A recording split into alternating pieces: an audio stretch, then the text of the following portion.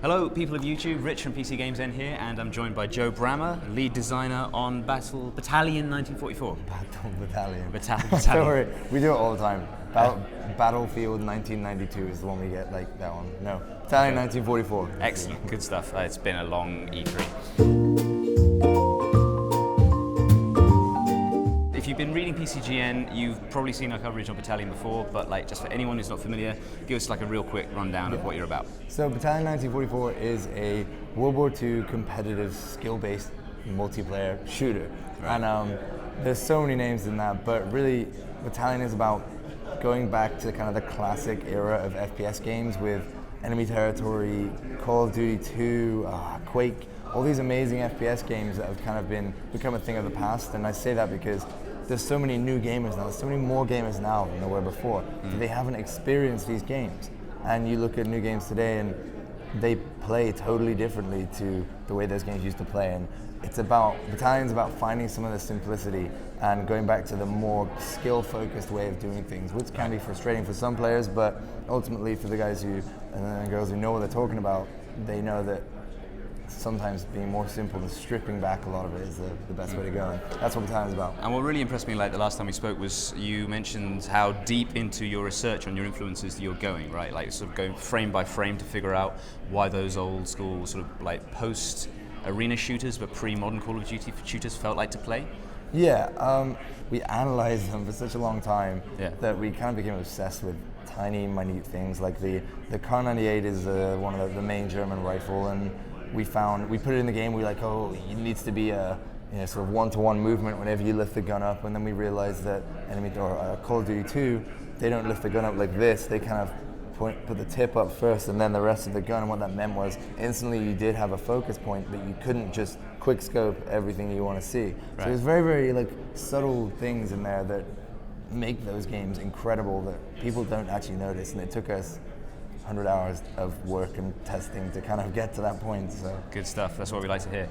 So just a quick update on development then. Like, how's it going? Are you on track for release when, and when can players next get in?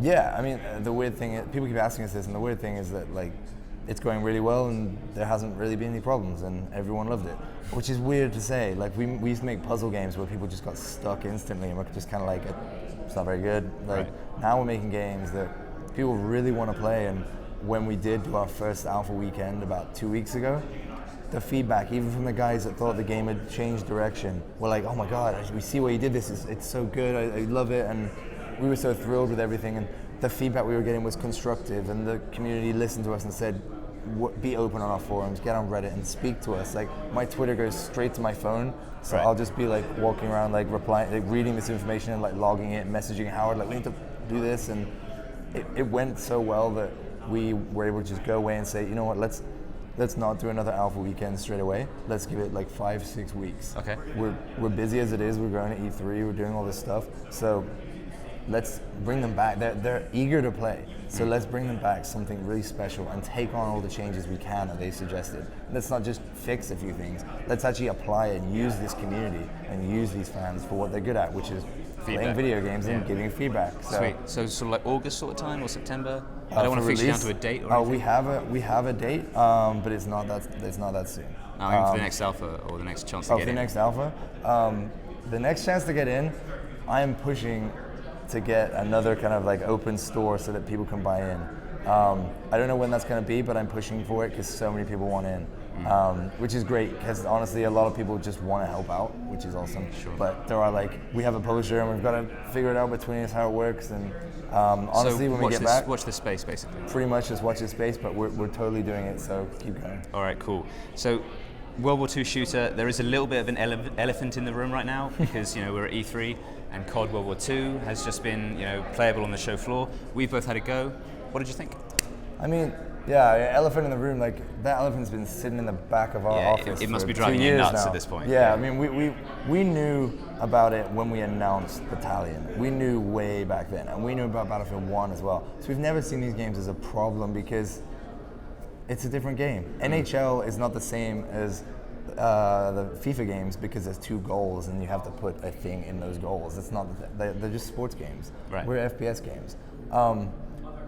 And you were keen to sort of emphasize, like, you know, World War II for you guys is just a palette, right? It's just a so it would work in any other setting. World War II is just a palette for our skill-based video game. Right. But what it really says, there's more. There's different types of FPS games out there, and Battalion is about being skill-based, competitive, and everyone loves getting that edge over their friends. That's what it's about. And Call of Duty has that, but right now, the way they design it is more like a coin, one of those coin-operated kind of slot machines. Yeah. So you just kind of see like, okay, whoever sees who first usually wins the engagement. And that's and it's the current. If you play the current Call of Duty, which is really good, definitely enjoyed it.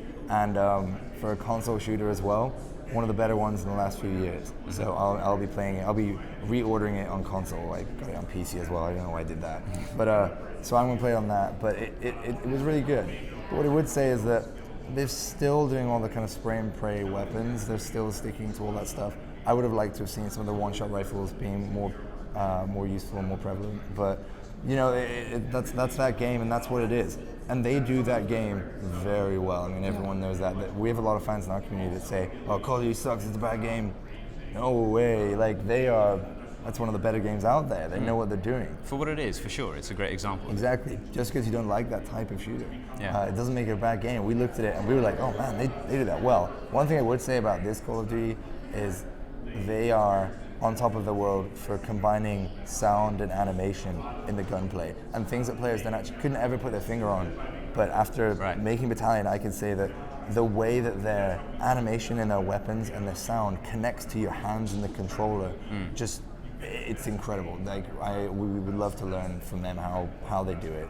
Battlefield 1 to me always seems it's great animation, great sound. It's much more like a long cutscene of what you're playing, whereas Call of Duty is very, very like tangible, and it's very, very like when you reload your weapon, the sounds are incredible, and the way they jam it back in, it feels weighty, and I think they're really good at that, and it felt nice to play. I don't know, I've never seen like a red dot sight in World War II before, and somewhere they're getting some reference for it that we're not getting. The silencers are there, and they handed it out to every soldier in World War II, but you know, whatever, that's what that game does, and that's what I'm saying is you can't name it a bad game for that. You can just say that's pretty weird, but I'm cool with it, and I definitely enjoyed it. Fair enough. So when we last spoke, you said that your analogy was that you guys want to be like PES to COD's FIFA. Is that still how you feel? Definitely. That's still the pitch you'd make to our audience? Yeah, so 100%. People, if you don't know about that kind of debate, especially in the UK, people tend to say that although PES is a smaller game, it's a more skill-based one, and I think it is. And like actual football players will say it's more tactical, more skill-based, so they play that game. FIFA is more about the kind of fluff around it, and that's what we are. We can make our game look a lot prettier than it is. And one of my jobs is to go around to the artists saying like, nope, you need to flatten that wall off because we can't have a tree obscuring your vision because that's bad for gameplay. So that one now needs to be a flat wall, which is boring for the artist. And I need to say, okay, that's too much grime because you can't see the soldier against it. So we need to like turn that down. But it's great to play. If you look at enemy territory or Call of Duty 1, those levels are made of cubes. Right. And that is why it works so well, because everything is just blocky and it works great. I mean, it's going to be easy when we do the Russian environments because they're all just giant cubes anyway. But in France, that's been a very difficult thing to achieve, and Call of Duty do that kind of, they blend it in pretty well, but I think we do it better. We deliberately down res some of the stuff just to make it better for gameplay. And that's what we're focused on, gameplay. So. There you go. So that's Battalion 1944. Thank you very much for your time. No worries, man. And thank you guys for watching. As always, there's plenty more on our channel and on our website from E3 2017, so check it out. And like, share, subscribe. We'll see you next time. Thanks very much.